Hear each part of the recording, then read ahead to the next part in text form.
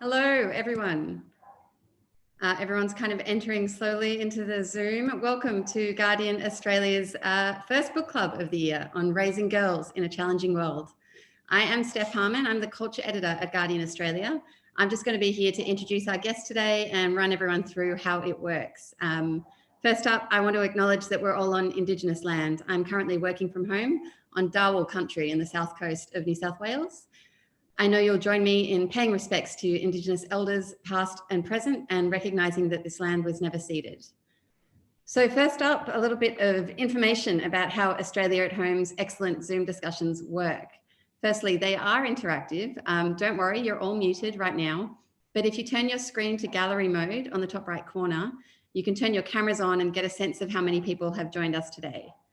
Second, if you open the chat on the bottom of your screen, you can type with everyone at the same time. So that's where you introduce yourselves, you chat amongst yourselves about your own experiences or about what's happening in the conversation. It's also where you can ask any questions that you want to see the panel answer. So we're going to be scanning it the whole time. And if we see a question or comment we like that we think is going to add to the conversation, someone's going to DM you asking if you are interested in asking it yourself on camera and joining the Zoom. Finally, we're going to be live streaming this, and we're also going to be recording for a video that's running on The Guardian later today. So please keep everything nice if you can. Today's topic is a big one, raising girls in the challenging world that is 2021, amid things like online bullying, screen addictions, pandemics, climate change, and all the other horrors of adolescence that all women have been through. We have three excellent speakers to guide us through. So Kasey Edwards co-authored her new book, which is evidence-based and a very approachable guide to raising girls who like themselves. She wrote it with her parenting partner and her researching partner, Dr. Christopher Scanlon. And Madonna King's new book, Ten-Ager, draws from hundreds of interviews to get inside the minds of 10-year-old girls and to argue that for young women, 10 is the new teen. They'll be in conversation with Guardian Australia's features editor, Lucy Clark, whose own book, Beautiful Failures, drew from her experience raising a daughter to investigate the broken education system. We're really lucky to have these three women talking us through it, and I'm going to throw to them now. Thank you. Thank you, Steph, for that lovely introduction, and welcome to Madonna and Kasey to what is, for many people, an absolutely urgent conversation about the well-being of their children. I think it's fair to say, I think it's a fair assumption that a lot of us are here because we're worried about our kids, and we've seen suffering, sometimes in our own families and sometimes in those around us. The statistics on adolescent mental health are really, really worrying. You can't turn around without hearing another story about eating disorders or self-harm, depression or crippling anxiety. And we're all desperate to know what's going on with our kids and why it's happening at younger and younger ages. We want to know what we can do, or even better, how we can head this off at the pass. Now, both Madonna and Kasey are journalists who answered a call to dig deeper into these issues, and they've written really excellent and approachable books about what we can all do about this for our own sakes, but also for the sake of society. Now, today we're going to be taking questions, as Steph mentioned, and it would be really great if we keep these short and pointed. We want as many people as possible to join this really important discussion. I know a lot of you will want to share your personal stories. You can do that in the chat function, but if you want questions answered by the panel, please just, as I said, keep them short and to the general issues at hand. But let's get straight into it now. I want to start by asking both of the authors to just give us a brief outline of what inspired them and what drove them to write the books that they did. Kasey, let's start with you. Okay, thanks, Lucy. So I had two reasons for writing Raising Girls Who Like Themselves. The first one was when Chris and my first daughter was born, Violet, in 2009, we were overwhelmed by the level of responsibility we had to raise a child, and we felt so underprepared for such an important job. It was like, who's in charge here? Who let us do this? So because we are researchers and writers and journalists, we set ourselves a goal to research and find out how to be the very best parents that we could be. And we did. We trawled through all the information, all the journal articles. We phoned up the world's leading experts. And then one day we were at a friend's birthday party and we were talking about our most recent research. And a friend said to us, another parent, she said, I don't have time to read all of that. Can you just tell me what I have to do? And that was the first inspiration that we had, that, yeah, we'll write a manual. We had searched for answers, we'd found answers, so we'll put them in plain speaking for parents to know what to do. And the second reason is far more personal than that. And to be really honest, my deepest motivation was I wanted to raise my girls to like themselves more than I did when I was growing up. And I realized that if I wanted a different outcome for my girls, then I needed to be brave enough to do something different. Yeah, it's actually really interesting. That's a very personal point, and something that I think a lot of us are inspired by, trying to make a better world for our kids. We thought things might have been a bit more different by now. Madonna, how about you and your book? My book was, the impetus was in a previous book that I wrote called Being 14 on 14-year-old girls. And I was emceeing a function and interviewing 5 school leavers. And I said to them, my daughters are about to go into middle school. What's the one piece of advice you could give? And the 5 of them said, get off social media when you're in year 9. Being 14 sucks. Your parents hate you when you're 14. And I went home to my husband and I said, I don't know what it is about 14, but we've got to learn. So I wrote that book, and it became quite successful on the back of the feeling that I think that parents thought it was their issue that their child was struggling, but it's just a phenomenon. And then over the last year, I've been inundated with emails from mums particularly saying, look, could the genesis of 14 start at 10? I'm seeing things that I saw in my elder daughter at 14 and 15, now as early as 9 or 10. And I thought, unlikely. So I set about interviewing 500 10-year-olds and 100 year 5 teachers and 1,600 mums, 400 dads. And I have no doubt, as a result of that, that 10 is now the beginning of those teenage years. It's a frightening thought. What surprised you the most? I mean, that is an extraordinary number of interviews with 10-year-olds. Oh, so many things surprised me, but just 2. One is, there is this world-leading research in Australia that shows that puberty actually begins at the age of 6 or 7, not at 12 when you get your first period perhaps. And those under the bonnet or invisible changes provide a marker to how our girls will be when they're 14 and 15 in terms of body image, mental health issues, even obesity. And the world-leading researcher comes from Melbourne. His name is Professor George Patton. Please look him up. And he's saying this is the age where girls, until then, their parents and their grandparents are their whole world. And then they turn and look outwards. And they've got the impact of this smartphone, but also their peers. And they find out, well, Lucy at school gets to stay up half an hour late. And Kasey gets an extra $10 pocket money.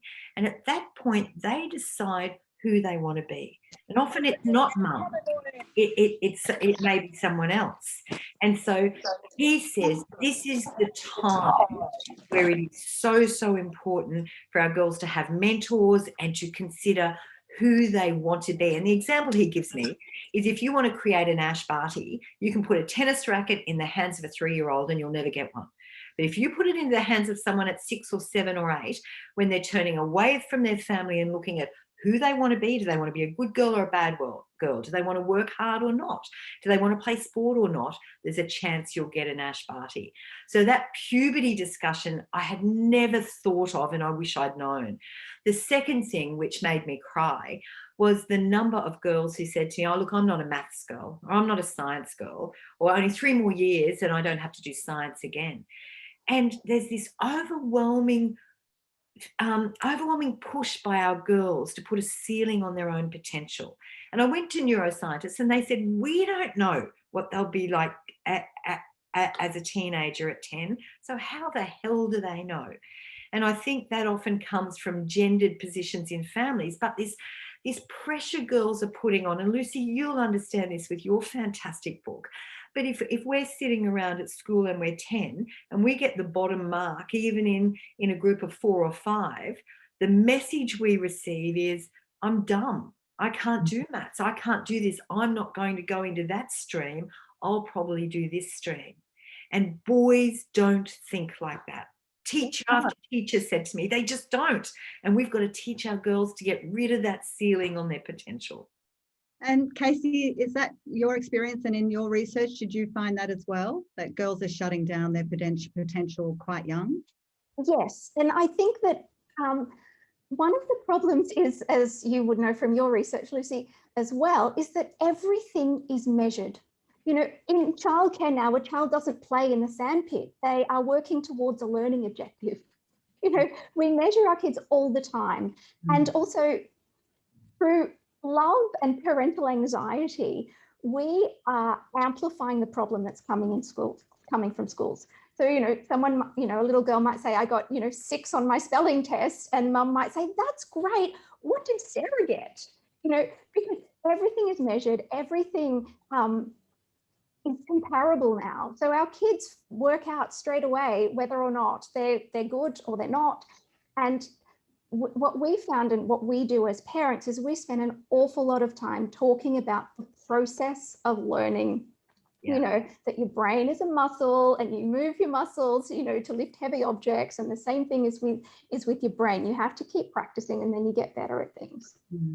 You mentioned there, Kasey, parental anxiety, which I think is such a huge part of this discussion. And, you know, parents aren't exempt from the messages we get from society either. I mean, we all went through a system that measured, it might not be, there might not be as many pressures as the kids we have today, but all those messages about getting your kids ahead and through a system, an education system that has quite a narrow view of success, makes parents anxious.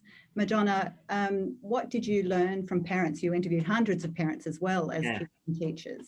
Yeah, look, I think there is a parental pressure, but I wouldn't throw away the pressure the kids are putting on themselves too. One psychiatrist said to me that it is a burden our girls are carrying, that they're placing themselves in their group and where they are. I think parents want to give their children the best that they can. And that is like half of the 1,600 mums that I sourced had bought their children a smartphone at 10. Now, often that was because of lockdown, and particularly in Victoria. And when I interviewed the mums, they said, but I didn't want her to miss out. I thought there might be opportunities she would miss out on. Or I wanted her to have the best. I never had that. Why can't she have that?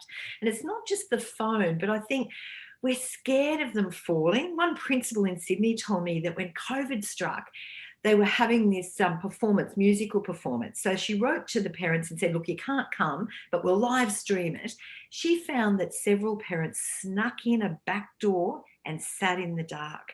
And when she confronted them, they said that their children would have been too anxious had they not known they were there. And so I think we've got to stop stepping in, as hard as that is. And it's so easy to say, it's harder than to do. But I interviewed 100 Year 5 teachers, and they said one of the biggest hampers to resilience in Year 5 they see is parents mollycoddling their children.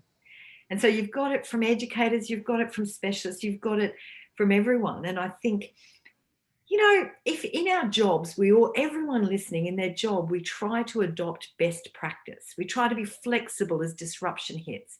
In parenting, often we think, look, we did this last time and it worked, so I'm going to do it again this time. And I think what we need to do is read books. We need to research stuff. We need to think, what is the best way of getting my 13-year-old to talk?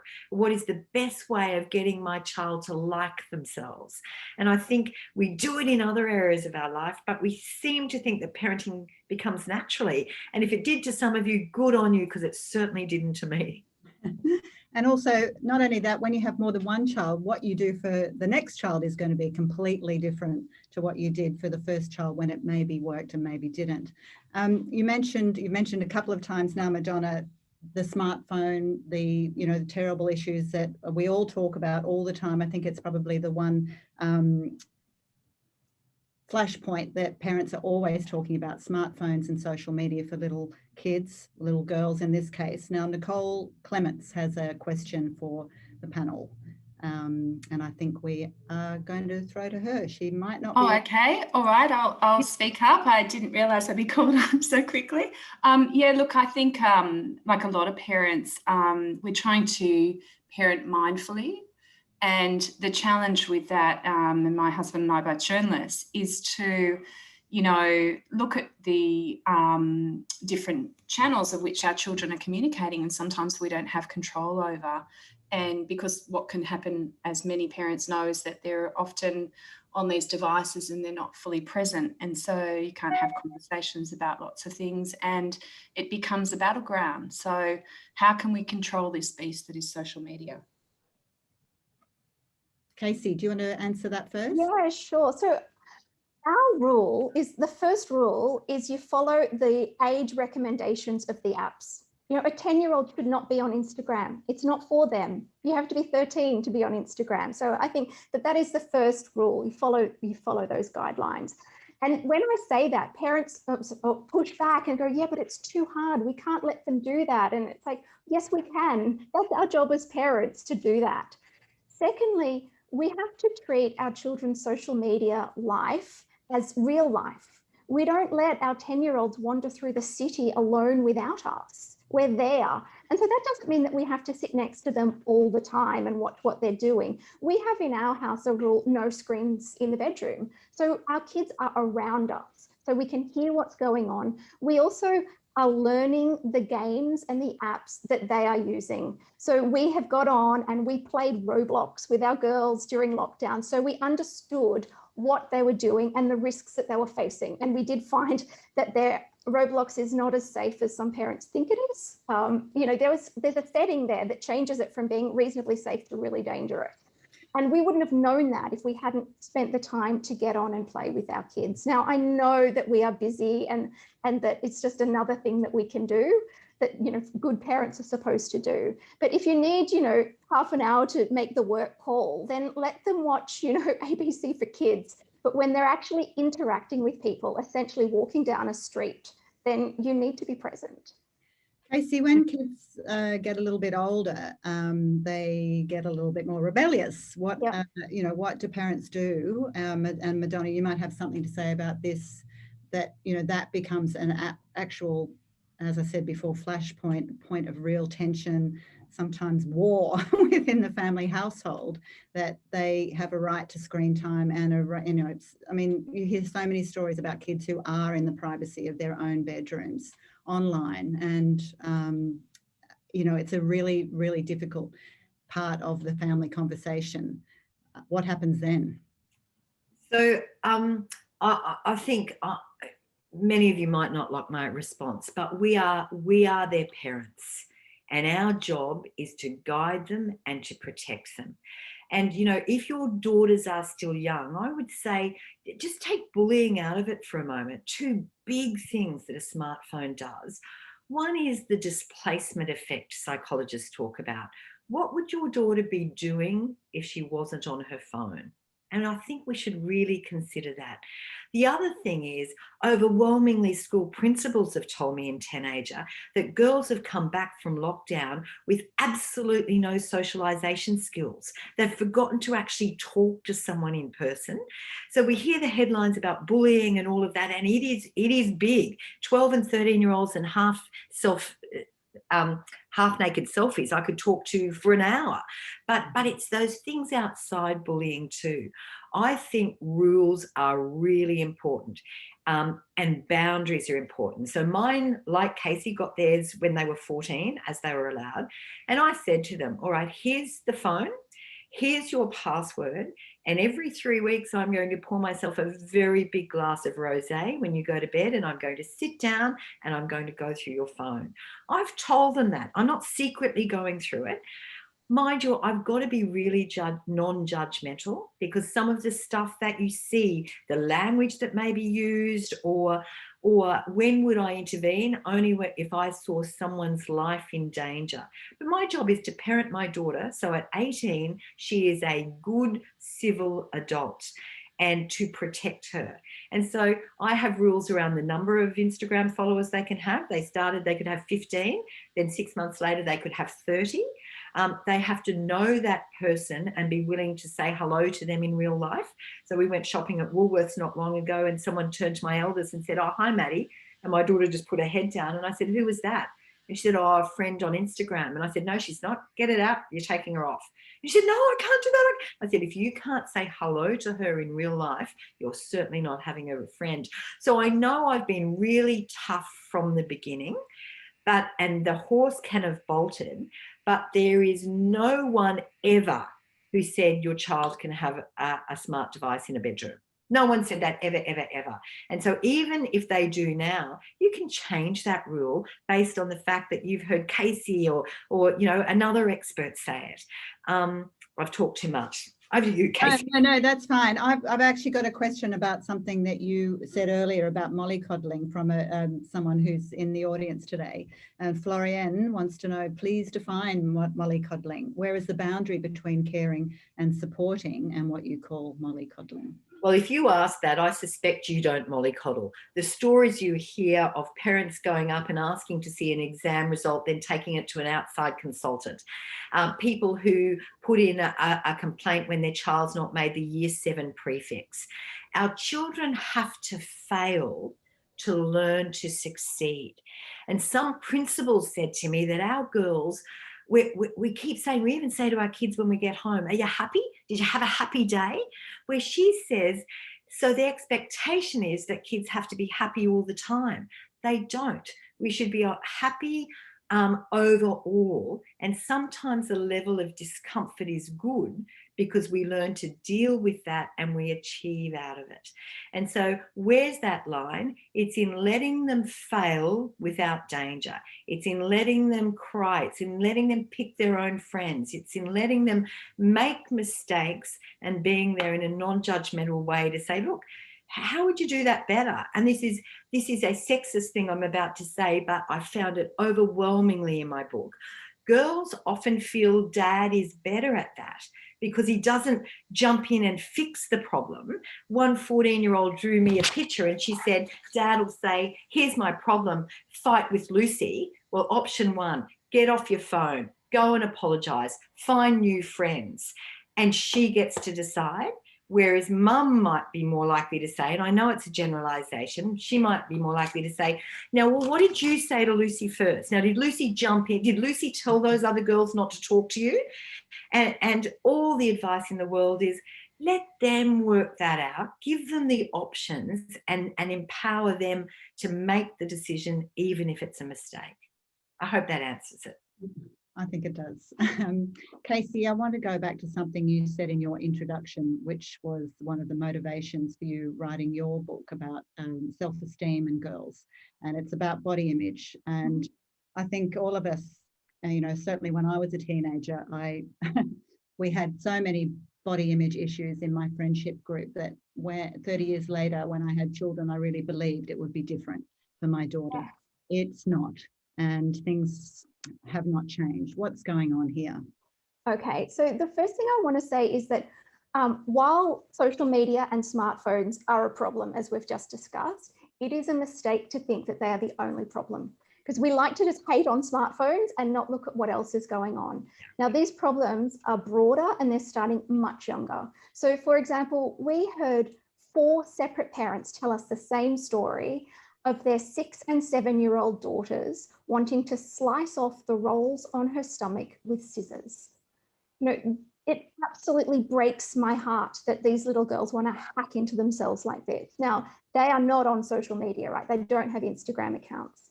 What is happening is that I believe the advice that parents are getting to build their daughters' body confidence a lot of the time is wrong. So last year I heard one of Australia's leading parenting experts in raising girls tell parents that they needed to tell their daughters more that they are beautiful to build their body confidence. Now, we as grown women know that telling someone over and over again that they're not beautiful doesn't work. That they're beautiful doesn't work. It didn't work for us. And the reason is twofold. First of all, when you constantly tell someone that they're beautiful, you make them think that it is really important. Tell your daughter enough and she will believe that her beauty and her appearance is the most important thing about her.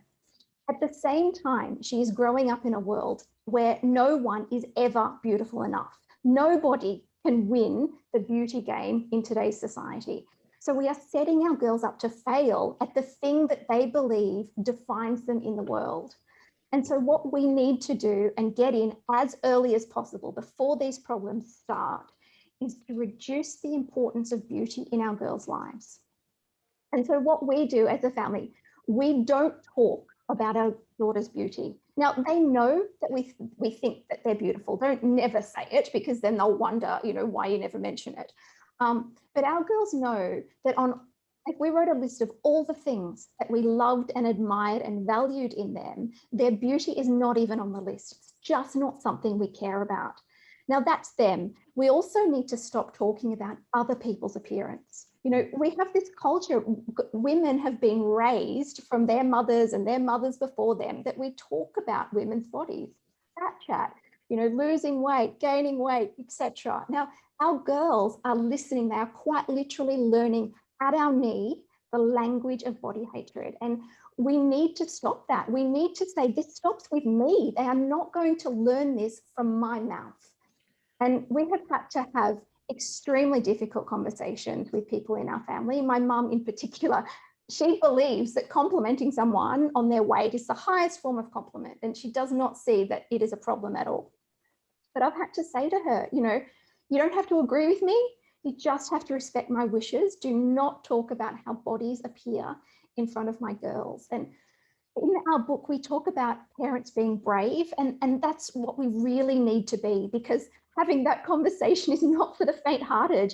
There are consequences when you break generations of script in your family, but we need to do it. So our girls grow up building their self-worth and their identity on a firmer foundation than other people's perceptions of their beauty. And can I just add something there, Lucy? Because I don't think it's only the family. I so agree with Kasey, but many school counsellors said to me, the sad thing is girls want to often change the thing they can't.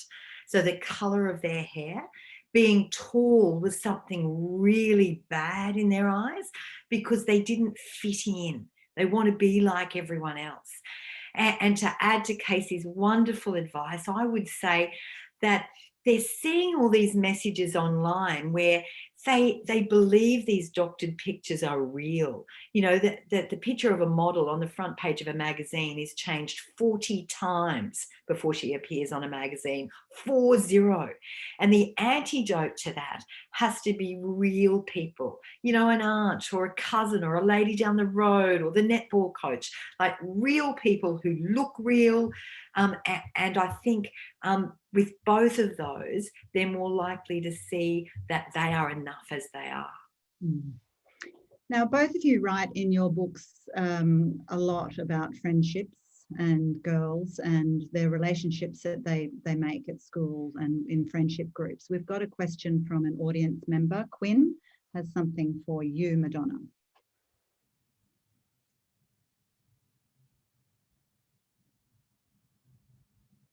Quinn, maybe Quinn isn't coming. I could ask it for her. She wanted to know about her daughter leaving positive friends behind, and she's got a new group of friends, an exciting group, but Quinn herself can see that the new friends are toxic and unkind. What do you do in that situation? I know this is so hard, but apart from build the friendship toolkit of our daughters, we've got to let them find out themselves. And the moment we intervene and we start inviting these other girls around, it just pushes our kids away. I mean, friendship is the number one issue, I think, for our girls, or the 500 I interviewed. And there's a couple of things. They think friendship's like a hot chocolate. It's like, you make them fast and they're delicious. Where we know, don't we, that often one principal said to me, she didn't have a good friend until her first week at university, but she's still her friend. So friendship is not made at little lunch. They have to work at it. And the second thing I think is now, particularly with social media, our girls are slow to forgive a misdemeanor. And we've got to teach them to forgive if the misdemeanor is not as big as the friendship. And we know we've had arguments with friends, and what we've done is built on that. And I think our kids think it's one dimension friendship, and we're feeding that a little bit, I think, by not telling them, well, this is what friendship involves. It's a bit like a subject, isn't it? You've got to learn what you say, how you say it. And the biggest two pieces of advice I was given is, one is to get your child to learn the boundaries they would accept. So what are the boundaries they accept in a friend? Would it be a friend that allows them to cut class? Is it a friend that drinks alcohol at 15? Is it a friend who makes them laugh? Is it a friend who would talk about them? So they have these boundaries.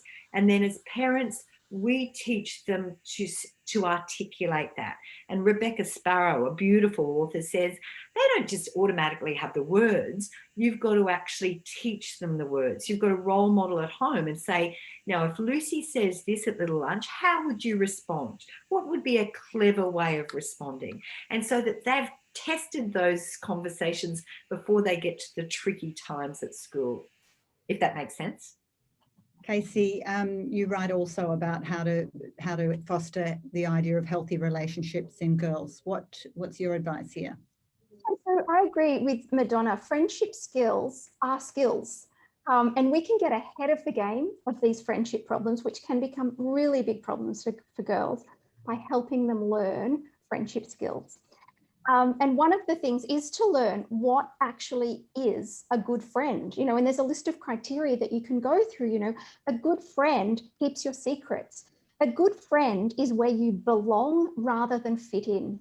So if you actually have a friend, you have to be prepared to be yourself and be liked for who yourself. That's what belonging is. Fitting in is not friendship. Fitting in is changing yourself so that other people will like you. And that is not true and authentic friendship. So it's important that kids understand that. Kids also need to know how to learn to deal with conflict in productive ways. Now, I learned this when my daughter was in grade 1 and we went to a friendship skills workshop. It was run by Dana Kerford from You Are Strong, an amazing, amazing work that this company does in teaching friendship skills. And I was sitting there as a 40-year-old woman going, is that good? Good to know 30 years ago. So we can walk our girls through and role play these situations at home, as Madonna said, how to deal with conflict. For example, it's a very simple script. When you do this, I feel like this. And then wait for the response. And I've seen my girls use it. They've used it on their friends, and now they're even using it on us. Sucked in. Yes. So listen, the stress of competition is something that features in both your books. And, we have as a society kind of accepted that competition is a good force in many parts of our lives, from, making friends to education to the types of jeans that we're wearing. How should we question this accepted wisdom? And what can parents do to kind of push back against this idea that competing is the way that you're going to get ahead? Kasey, you go first. You're on screen. Okay. So again, this comes back to us being brave as parents, because there is an awful lot of pressure on us. Good parents have exceptional children now. And we talk about, the dangers of social media for our kids. There is a danger of social media for us as parents, because you scroll through Facebook and it is like Mark Zuckerberg has redefined the laws of mathematics, because there are so many above average children on Facebook, right? And it's so easy to feed our own parental anxiety that our kids are getting left behind, that they're not enough. In our book, we write about the difference between stone parenting and seed parenting. Stone parenting, and both of these come from love, and we started out, full disclosure here, we started out as stone parents. And this is where you have the perfect vision of what your child should be. So the beautiful column of marble, and you chip away to sculpt this perfect vision so that they are as good, if not better, than their peers. They get their black belt earlier, they can read before they start school, and they can, smash it on the sporting field or whatever. That's stone parenting. But for a girl to truly like herself, she has to be able to decide for herself who she wants to be. And that takes time. You go down different paths and make mistakes and try again. And so this leads us to seed parenting. And this is where we trust that we already have the beautiful, perfect child that they're meant to be. And our job is to provide the infrastructure and support for them to grow in their own way and in their own time. And in their own time is really important because kids do develop at different rates. They've got a lot of years left in their life. They don't have to reach every milestone, at the age of 6 or 7. And so this is, again, being brave as parents to put down our chisels and pick up our watering cans. Lovely. Thanks, Madonna. How about you? I mightn't say it as articulately, but I would urge everyone listening to think when their child brings back home a report card, what excites you? You see an A and you think, yes, well, she's nailed English. Oh, yeah, look at her in maths. She's improved in the last 6 months. And I really think we are adding to a problem where a school system means everyone's got to fit these holes, and some round pegs don't go into square holes. I've been an interviewer for 25 years. I've interviewed US presidents, sounds wanky, I know, but I have never interviewed someone who topped their class and who was brilliant and is also a good leader. And I think the system is not going to change until we as parents say to the teacher, but what's she like at teamwork? Is she a leader in the class? Does she respond with empathy? Because we all know that those bosses who are good, once our children escape school, the cream that rises are those who are leaders, who have people follow them, who are empathetic, who don't think they are the cleverest in the room, who listen more than they talk. And they are the people who end up in the senior positions for a long time.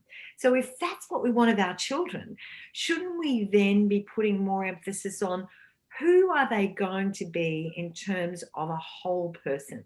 Because as long as they work hard at school, I will guarantee there are many, many ways for them to get into the course they want. It's not just a number. So you can do medicine, but that doesn't make you good at looking across the table and telling someone they're going to die. You might diagnose it. Surely we want children who are curious and who would make really good at whatever they want to do, but who are then able to rise in that career through those traits that we are not teaching them at school. And I think as parents, we're probably not valuing enough. If the education system is not going to change that quickly, and we know it doesn't change quickly, I mean, there's a school of thought in pedagogy that has been around valuing the whole child for a really long time, and it hasn't changed much. I mean, we've still got standardized testing. We've still got kids who are square pegs trying desperately to fit into round holes, and they can't because they don't do well academically, but they're really good at other things, these other softer skills that you talk about. What, is it as simple as parents pushing back against the system, or is it more a matter of just, or both, talking to your kids all the time about this stuff? Yeah, I think it's got to start with a bit of pushback, because while we support it, it's never going to change. And I know even in the chat room, someone said, well, how do you test for that? We can test a Qantas pilot in a simulator. There are dozens of careers where they are able to test someone's personality. But I think it's also in the mentors, it's in our role modeling, it's who we hold up, it's in us explaining. And, you've seen this a little bit with Jacinda Ardern, whether you like her or not, people talking about the empathetic leadership she's been able to show around COVID, for example. And I think the more we are able to explain that in positive terms and our children can see it, as opposed to just be told it, the more then it will become part of their thinking. So we're having quite an intense discussion here about how to raise our kids, and we've all done a lot of research. We've all written books about it. And one of the greatest lessons, I think, for me personally, has been to relax and step back. And, sometimes I wonder that over research, over education leads to anxiety as well. So there's kind of got to be these two levels of thought, right? There's this idea that you have to know all this stuff, but then you have to step back as well and let your child be who they want to be. Kasey, what do you do around that? And you know, you said you started out as parents doing loads of research. How can we be best? Okay, I do think we need to step back, but we need to step back consciously, because if we don't, we will parent how we were parented. And so the women of our generation, you know, we do have poor body image, we do have poor mental health problems, we do have some relationship problems and boundaries problems, okay? And if we don't consciously change the way we parent our children differently to how we were parented, we will teach them to our girls. So while we have to step back, we have to step back in the right way. And just one little example, if you can take one thing away from what I say today, let it be this: that 1,000 times a month, your child will come to you looking for some kind of feedback, some praise. You know, do you like my drawing? Do you like my somersault? Do you like my outfit? Okay, so many times, happens over and over again. We can give them our advice and our opinion, and by doing so, we will reinforce their view that our opinion matters more than theirs. If they're going to thrive in this world and like themselves, they need to know that their opinion matters most about them. That is also an antidote to the competition, because they will live by their own standards, not by the standards imposed upon them. So when your child comes to you asking for your opinion, flip the question around and say, what's your work? Your opinion matters most. What do you think? And if they don't like their drawing, for example, then you can talk to them about, you know, how they might do it next time. But if we are constantly, just with that tiny little tweak, reinforcing to them that their opinion about them matters more than anyone else's, including ours, then we are laying a foundation that will help them when they get to 10 and they're constantly worried about other people's opinions of them. Madonna, what do you think about that? I think, yeah, I agree with what Kasey said. I think I asked the 500 10-year-old girls what they want mum or dad to do differently, and I did the same in being 14. And overwhelmingly, it comes down to time and touch, time without judgment. So the value of grandparents was really important because they're not judgy. And I think we think we're listening to our children, but are we? Or are we thinking, oh, well, you could do this, or have you thought about this, rather than just listening to them? They're clever little things. They can work these things out for us, for themselves. And I still remember, I don't know if I should say this, but I still remember just one of my girls being in a very toxic friendship group, very young. And they were all around here for a party on a Saturday. Then the following Wednesday, I went to pick her up at school, and every one of those girls got into a little minibus in front of us. And someone yelled out to her saying, oh, you need to come. And she said, oh, I'm not invited. And she got in the car, and I could see her quivering lip. I felt like it was the end of the world. She got home, went into her room, came out and said, you're not always going to be right, but you are. I need new friends. Now, I could have said that a million times and it just gone over her head, but she had to actually be almost ridiculed by that whole group before she realized that she was more valuable than that. And I think it hurt me. I cried that night. I thought, what do? You bring up your child and you teach them these things, and they're really good to other people, and this is how it's returned.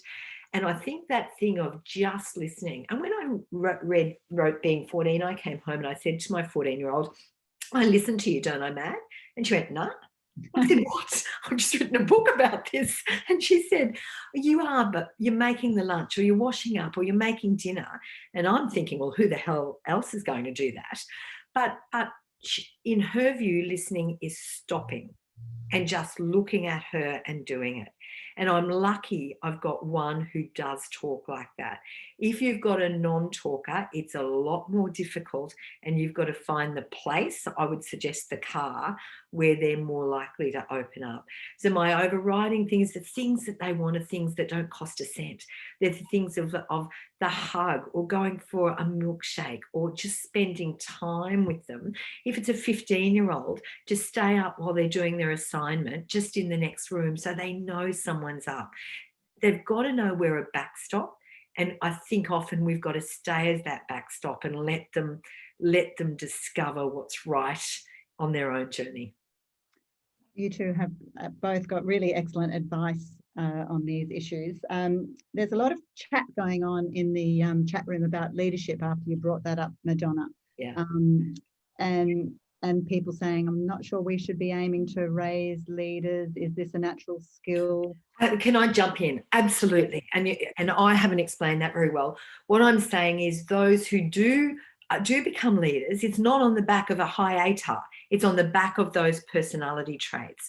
What we should all be aiming for, I think, is to develop those traits. And what they do is mean that we raise kind, curious, clever, inquisitive children.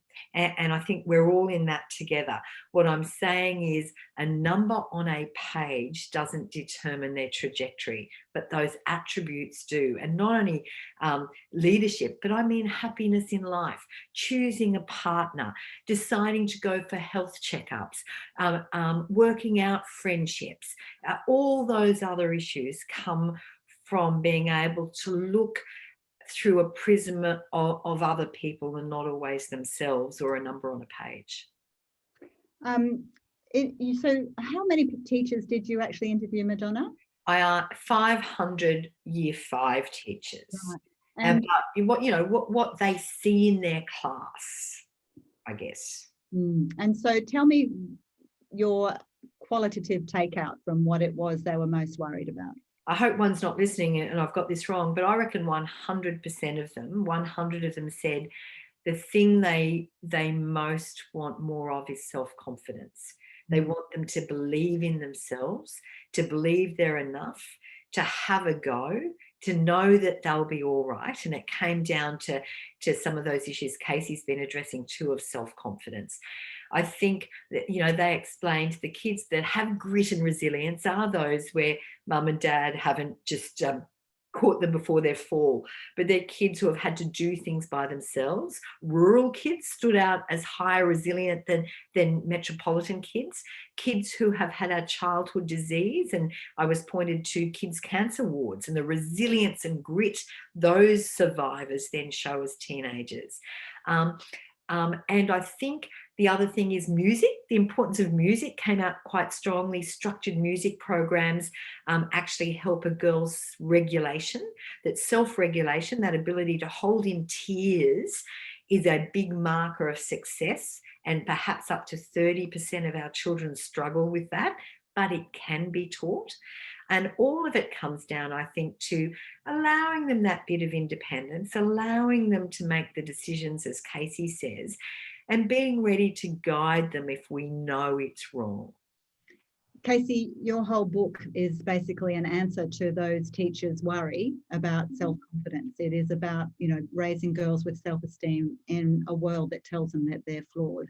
What is your greatest nugget of advice? It's a really hard question, I know, but...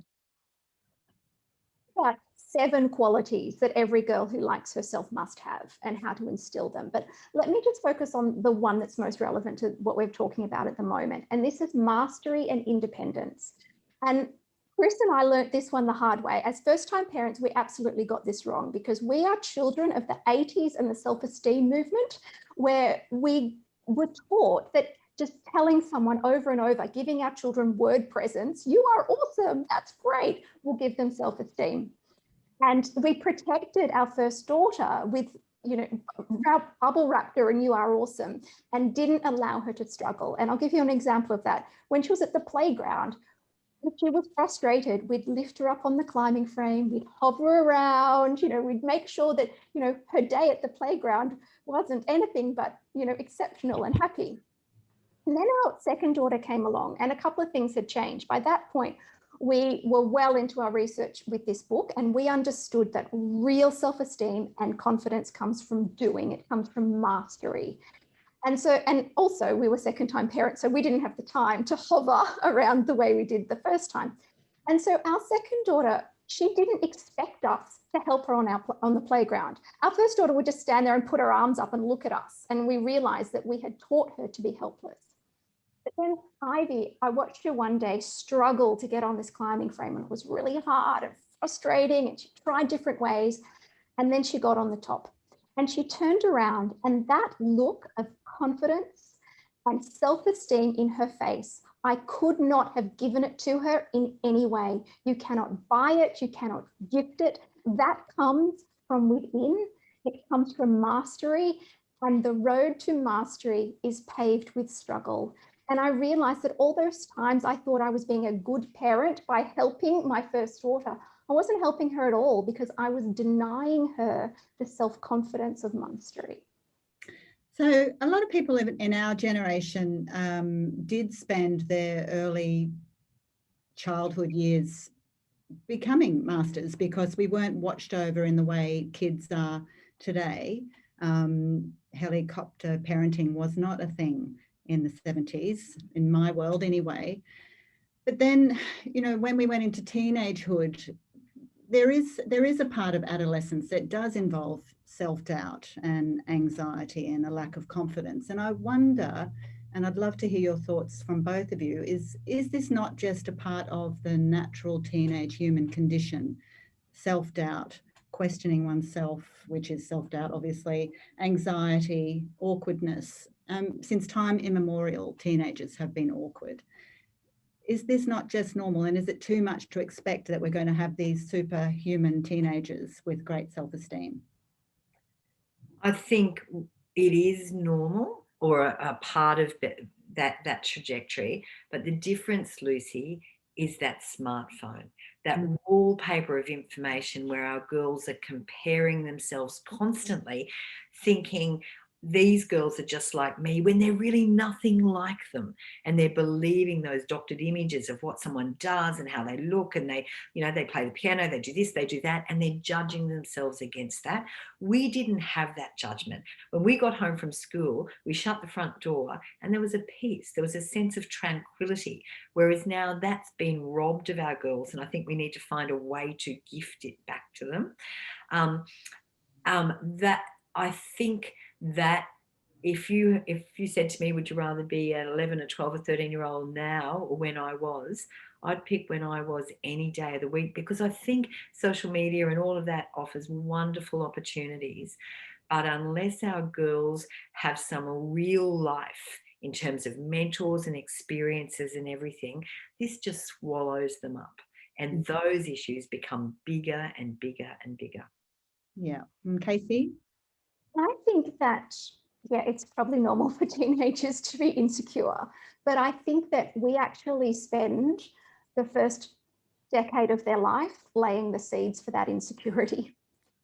Every time we tell a little girl that she can't wear what she's wearing, we are telling her that our opinion matters more. We're implicitly saying to her, what will other people think?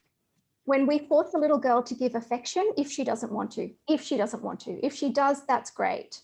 We're implicitly saying, what will other people think? Grandma's opinion matters more than yours. And there are all these micro moments, you know, certainly my experience of growing up, you know, shame and embarrassment and what will other people think was the cornerstone of my parents' discipline. You know, so we are actually teaching our children through all these micro moments to care about what other people think. So then they get to this time when their hormones are racing, and of course they're worried about what other people think. Now, I want my children, I'm not suggesting we raise anti-social little brats, you know, I want my children to behave well and be good humans, but I want them to do that because it accords with their own values, not because they're afraid of being judged by other people. And I think that if we tweak our parenting so that we are constantly reminding our kids that what they think matters the most, then they will be better prepared for the teenage years of insecurity. And just on that issue of, you know, what our kids are wearing and dressing and cutting their hair or whatever, we have one simple rule, and it is this: if it's not permanent and it's not harmful, then she gets to decide. And that brings a lot of clarity over clothes, haircuts, earrings, makeup. She gets to decide, even if you don't agree, in fact, especially if you don't agree, because what that says to her is you can make an unpopular choice and you will still be loved and you're still worthwhile. And I think that if we plant that seed in the decade leading up to the tween and the teen years, then it's more likely to bloom when they need it. It's really interesting because I think all of us as parents would deny that we're judgmental or actually want to undermine our child's self-esteem by saying those little things. And, Madonna mentioned before that when she went home and said to her daughter, I listen, don't I? And she went, no. It's like we have these ideas of ourselves as parents. It seems to me we need to pay a lot more attention to how we are, right? Absolutely. And this has really hit me writing both these books, because we think, even when it comes to girls giving their opinion, if we jump in and say, well, that's wrong, I know, because I've interviewed these girls, the next time they won't give their opinion, or they'll say what they expect dad to hear them say, and our job is to get inside their head and know what they're thinking. And especially with girls, Lucy, like several people in the chat have raised this issue about, well, why is it different with boys? It is, because girls take things personally. Boys often will see a maths mark as a mark on the page, where girls think, I'm hopeless at maths. And several teachers said to me, giving me the analogy of sport, if you say to a boy, oh, that was a bad game at football, he'll think in that game he didn't kick the football well. Whereas girls will think she's bad at that game. If you say to a boy, you can take someone to the beach for the day, he'll pick his friend who likes surfing, not his friend who likes cricket. And the guy who likes cricket won't be offended that the guy who likes surfing got to go to the beach. But with girls, if they're not invited, they will take it personally. Why wasn't I invited? And I think, if I could encourage people to get their girls to think of things not in relation to them, to look outside as to what it means, and not to take everything personally, from friendships to marks. I think a lot of that drama around some of these things would be less, and they would feel more confident to make decisions themselves. Kasey, do you have any thoughts on that one? Yeah, I absolutely agree. And we talk about this in terms of a power perspective, that, we can teach our children to choose what thoughts they're going to focus on. So girls, we think we go through life and bam, an emotion hits us, sadness or jealousy, or, our girls coming home in tears. It didn't just happen. A thought happened first. And if we can teach our girls to have better thoughts, then they can have more productive feelings. And just a quick example of that, my daughter came home from a birthday party. My oldest daughter and my youngest daughter broke one of her presents as she was unwrapping it. Now, there were tears, of course. That could have ruined the whole day. Instead of being one discrete incident, as Madonna was talking about for boys, it could have ricocheted out into this whole global event. But we said to Violet, it's very sad that your present broke. Unfortunately, we can't do anything about this. But what you can do, what you do have the power to do, is choose how you want to think about it. And so you can choose to focus on the broken present and have a miserable day and be upset and be cross at your sister. Or you can choose to focus on all the good things that happened today, your other presents, your party, the people who love you, who came to your party, and have a good day. And so it's about teaching our children that they actually have the power to choose how they want to think about a situation, and then have better thoughts rather than catastrophizing and globalizing the problem.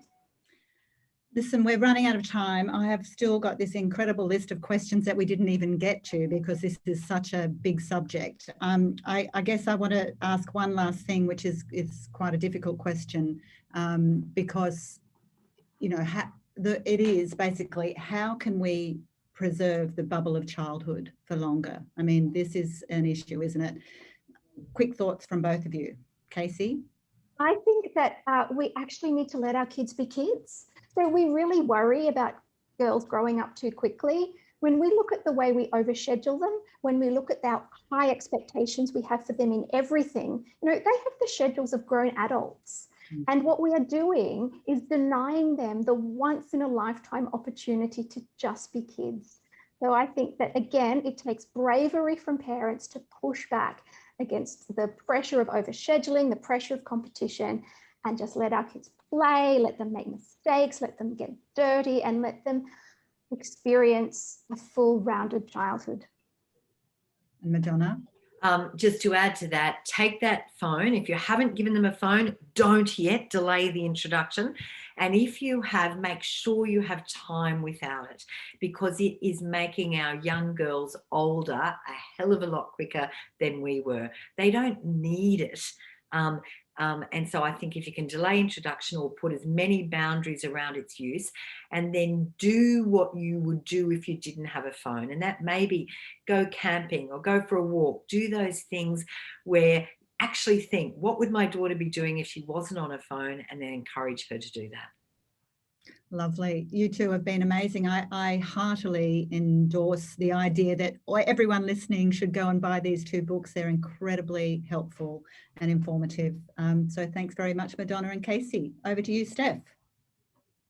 Thanks so much, Madonna, Kasey and Lucy. That was such an amazing chat. I'm sure everybody enjoyed it as much as I did, and the chat going alongside it was really great. Thanks so much to everyone who came and participated in that and shared their own stories and asked questions.